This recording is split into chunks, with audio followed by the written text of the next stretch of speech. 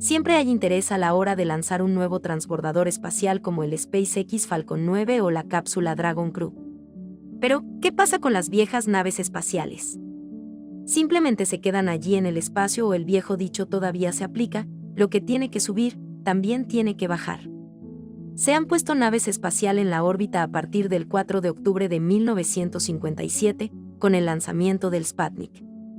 Hasta ahora se han lanzado más de 6.500, pero esta cifra es discutible porque depende de cómo los contamos. El Apolo 11 es teóricamente una nave espacial, pero consta de 2 o incluso 3 componentes. Sin embargo, desde cualquier punto de vista, hemos enviado bastantes naves al espacio. La gran mayoría son satélites de comunicaciones meteorológicas y teledetección. La vida de un satélite puede variar desde unos pocos días hasta décadas y depende de dónde se encuentren o cuánto tiempo puedan mantener su órbita, pero la edad no significa tanto en este aspecto. Sputnik permaneció operativo durante solo 22 días y en órbita durante 3 meses. El primer satélite de Estados Unidos se lanzó inmediatamente después de permanecer en órbita durante más de 12 años, pero el récord del equipo espacial más antiguo que aún se encuentra en el espacio lo tiene el segundo satélite de propiedad de Estados Unidos, el Vanguard 1, lanzado el 17 de marzo de 1958 que todavía se encuentra en la órbita. Aunque ha estado inactivo durante mucho tiempo, no se espera que regrese a la Tierra hasta 2198. Si los científicos han calculado bien, el satélite tendrá 240 años en órbita.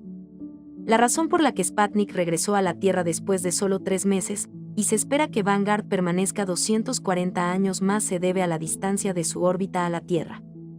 Sputnik estaba a 225 kilómetros sobre la Tierra en su punto orbital más bajo, y el más lejano estaba a 939 kilómetros, pero aún así era 500 kilómetros menos de lo que debería haber sido.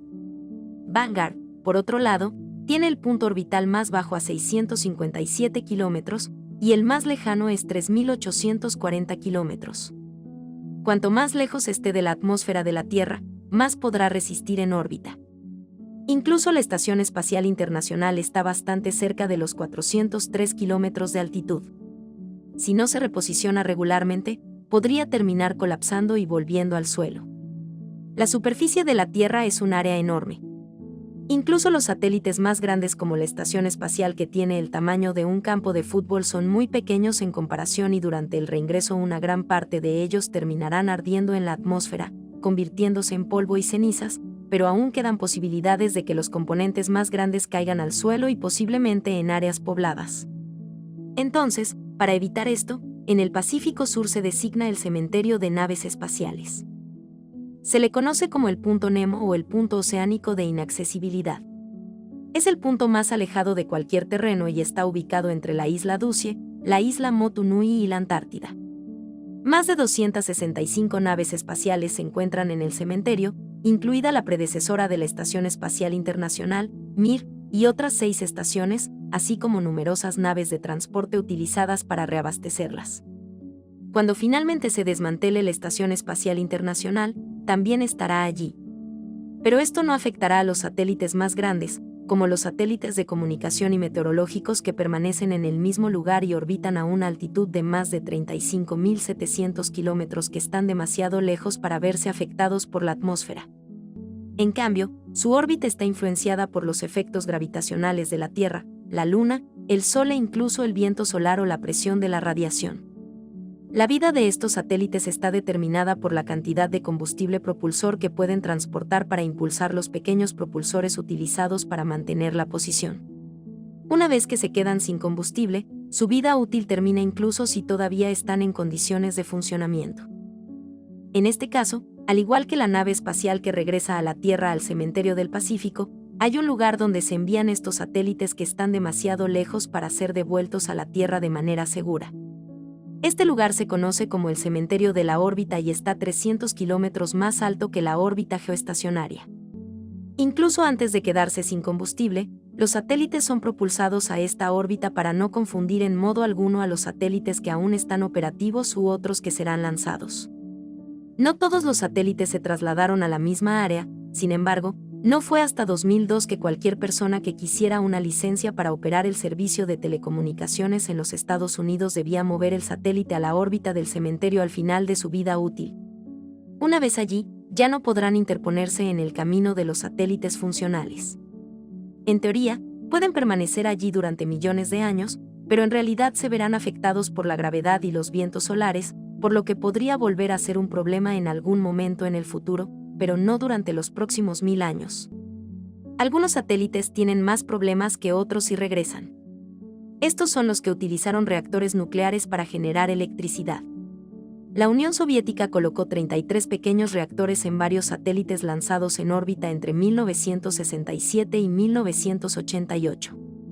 Por diversas razones, 4 de estos satélites regresaron a la Tierra y esparcieron material radiactivo sobre territorios en el noroeste de Canadá, el Pacífico Norte y el Atlántico Sur. Una sola nave espacial estadounidense, SNAP-10A, se lanzó en 1965 utilizando un reactor nuclear como prueba, pero se cerró después de 42 días debido a una falla eléctrica. Desde entonces ha estado a 1.300 kilómetros sobre el suelo, pero en 1979 comenzó a romperse en al menos 50 pedazos más pequeños. Estando todavía a 1.300 kilómetros en órbita, debería mantenerlos alejados de la Tierra durante al menos otros 4.000 años. Por supuesto que hay otras naves espaciales que han ido mucho más lejos, algunas se encuentran entre la órbita heliocéntrica alrededor del Sol. Una vez que alcanzan la órbita del Sol son como pequeños asteroides, permanecerán allí hasta que chocan contra algo o se verán afectados por la gravedad de un cuerpo más grande o un planeta. Durante millones de años, las partículas cargadas por la radiación solar comenzarán a desmoronarse. Muchas estaciones espaciales se han perdido en su camino hacia la Luna, Marte y Venus, incluyendo Ranger 3, Ranger 5, Moon 1, Venus 11, Mars 1, Mars 7, Nouzoumy y Sinnen. Pioneer 10 fue lanzado en 1972 y estuvo operativo hasta 2003. Se encuentra a unos 18,1 mil millones de kilómetros de la Tierra, viajando a 12 kilómetros por segundo en dirección a la estrella Aldebarán, que está a 69 años luz de distancia. La Voyager 1 se lanzó en 1977 y estuvo en contacto con la Tierra hasta mediados de 2020, cuando los generadores se quedaron sin energía para funcionar. Fue el primer objeto hecho por el hombre en alcanzar el espacio interestelar en agosto de 2012 y se encuentra a una distancia de 21,6 mil millones de kilómetros de la Tierra, navegando a 16,9 kilómetros por segundo en dirección a la estrella llamada AC79 3888, a 17,6 años luz de distancia. Luego, los telescopios New Horizons se lanzaron en enero de 2006, convirtiéndose en el más rápido de estas naves extraviadas. Sin embargo, la Voyager 1 es más rápida gracias a la ayuda de la gravedad proporcionada por Júpiter y más tarde por Saturno.